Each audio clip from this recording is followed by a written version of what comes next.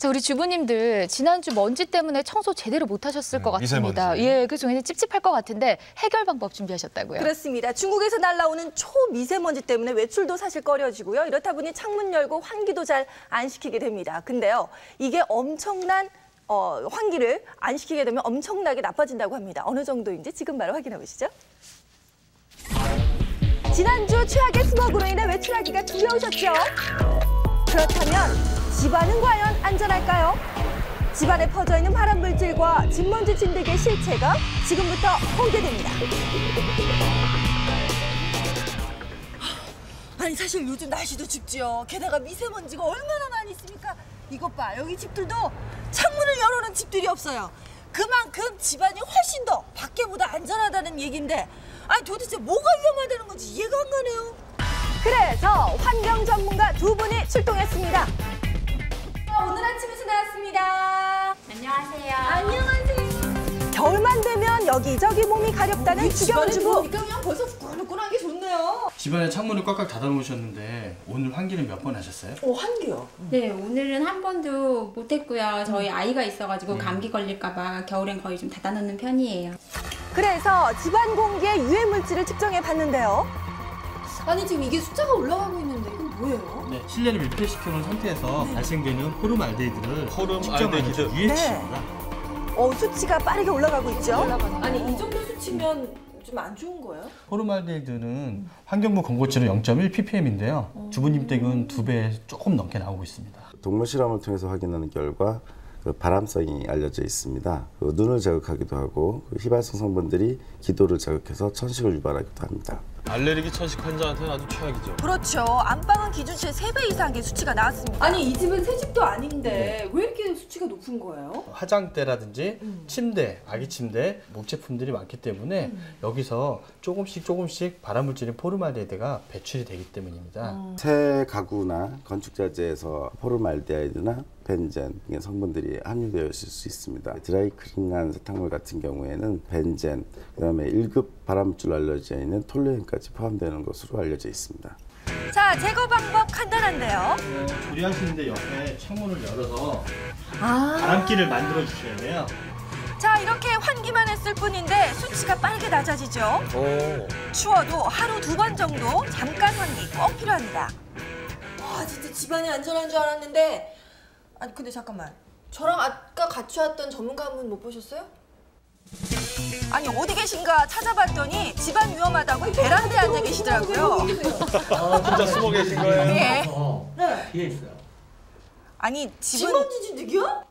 진먼지 진드기 때문에 피신해 계신다는데 집안은 깨끗해 보였거든요. 보셨네. 예. 이걸 이렇게 펼쳐놓으시면 안 되는데 진먼지 진드기가 네. 번식할 수 있는 환경을 지금 조성해 놓은 거예요. 우리가 잠을 자는 동안에는 몸에서 항상 땀이 나와서 소분이 배출되기 때문에 그 이불에 그게 배어 있거든요. 근데 진먼지 진드기는 많은 것보다는 약간 습한 거 좋아하거든요. 그다음에 따뜻한 속에 들어가 있죠. 그래서 진먼지 진드기가 잘 자랄 수 있는 환경을 만들어 주는 거예요. 거기 우리 몸에서 나오는 때 같은 껍질, 그것이 바로 진먼지 진드기의 먹이가 되거든요. 그래서 진먼지 진드기가 많이 자라게 되기 때문에 특히 아토피라든지 비염이라든지 천식에 진먼지 진드기에 알러기 있는 애들은 더욱 겨울에 심하게 될 수밖에 없는 것입니다. 그렇습니다. 이렇게 조건이 갖춰지면 진먼지 진드기의 개체수가 급속도로 늘어나기 때문에 무엇보다 깐깐한 침구 관리가 필요한데요. 자, 그럼 일단 이 집의 진먼지 진드기 얼마나 좋을까요? 일반 청소기보다 10배 흡입력을 자랑하는 청소기로 집안 여기저기 진먼지 진드기를 퇴치했습니다. 진짜 이 정도면 갉아봐도 더러워 그러죠. 일반 먼지하고 네. 진먼지 진드기 사체하고 또 이렇게 일종의 그 섬유올하고 또 곰팡이류가 뭉쳐 있는 겁니다. 자, 간단한 테스트로 진먼지 진드기 개체수까지 확인할 수 있었는데요. 먼저 침대에서 채집한 먼지로 검사를 해봤습니다. 이 미듬입니다. 붉은색일수록 독성이 강한 건데 먼지에 이 정도 넣을 정도면 한 200만 마리 정도는 있다고 보셔야 됩니다. 200만 마리요? 예. 이거는 시작에 불과해요. 더 독성이 강한 결과 나옵니다. 빨간색인 경우에는 침대를 기준으로 했을 때 한 450만 마리 이상이라고 보시면 됩니다.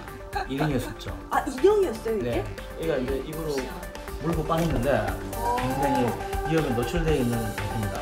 그러니까요. 직접 눈으로 보여주시더라고요. 이게 지금 원인이 많이 남아있는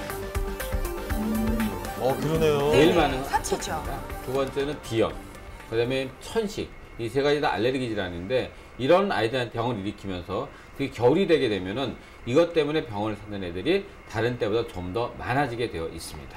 자, 그렇다면 진먼지 진드기 어떻게 없앨 수 있을까요? 일반적으로 알고 있는 방법들이 과연 진먼지 진드기 퇴치에 효과가 있을지 실험을 해보기로 했습니다. 자외선과 알코올 그리고 민간요법으로 알려진 계피로 5분간 실험을 해봤는데요. 이렇게 5분을 흐른 뒤에 잠깐 이렇게 일정한 거리에서 5분 정도 쬐는 거로는 진먼지가 잘 죽지 않습니다. 그리고 알코올도 한 50% 정도 알코올에서는 진먼지 진드기는 이제 탈수 효과는 좀 있을 수 있지만 아무런 영향을 받지 않습니다. 자, 계피액의 경우는 어땠을까요? 계피 안에 있는 그런 성분이 진먼지 진드기를 접촉하게 되면 진먼지 진드기가 움직이지 못하게 되거나 사망하게 되는 그런 효과가 있습니다. 하지만 피부에 닿았을 경우 따끔거릴 수 있으니까요. 물에 잘 희석해서 사용하는 것이 중요합니다. 자, 그리고 온도를 낮추는 방법으로 진먼지 진드기를 제거할 수도 있는데요. 냉동실에서 꺼내 잘 털고 바짝 말려주면 된다고 합니다. 그리고 침구류의 경우에는 베이킹 파우더를 뿌리고 5분 후에 청소기로 빨아들여도 좋다고 하네요. 집안의 유해 물질은 식물로 제거가 가능하다고 하는데요. 여기에 미세먼지들에 대한 영향을 받을 수가 있기 때문에 실내 오염 공기들이 대부분이 이제 양이온 화합물들이기 때문에 공기 정화식물에서 발생하는 여러 가지 음이온성 화합물들을 통해 가지고 서로 결합을 해서 오염을 해소시킬 수 있는 것으로 밝혀져 있습니다. 실제로 정화 효과를 볼 수 있는 특별한 방법이 있습니다. 식물 각각의 특성이 다르기 때문에 각각 특성에 맞는 장소에 식물을 배치하는 것이 중요합니다. 자, 거실에는 새집증후군의 원인 물질인 휘발성 물질을 제거하는 식물을 두고요. 주방에는 일산화탄소와 냄새 제거에 효과적인 식물을, 그리고 화장실에는 암모니아 가스를 제거해주는 식물을 두면 좋다고 합니다. 그리고 침실엔 밤에 광합성을 하고 오염물질을 흡수하는 식물을 두면 아주 좋다고 하네요. 자, 이 정도면 집안 공기도 걱정 끝이겠죠? 네, 우리 아이들이 물고 빠는 인형에서 가장 많은 진먼지 진드기가 나왔다는 게 충격적인데 계피로 해결 가능하네요. 그러네요. 우리가 시중에서 쉽게 구할 수 있는 계피 오일이라는 게 있어요. 계피 오일 1에다가 물 9, 1대9 비율로 희석을 해서 잘 섞은 뒤에 뿌려주면 좋은데요. 특히나 세탁이 어려운 겨울철 코트, 자동차 시트 등에 뿌리면 진먼지 진드기 퇴치에 도움이 됩니다. 네, 겨울철 이제 난방을 하게 되면 피부가 건조해지잖아요. 그러면 각질이 떨어져 나와서 진드기가 서식하기 좋은 환경이 되거든요. 근데 진먼지 진드기도 문제지만 사실은 진드기 사체와 배설물이 공기 중으로 이렇게 부위하고 있다가 코로 들어와서 질병을 일으키는 경우가 많기 때문에 바깥 미세먼지도 위험하지만 실내 그 환기를 자주 시켜주는 것도 겨울철 호흡기 건강에 꼭 필수적이라고 볼 수 있습니다.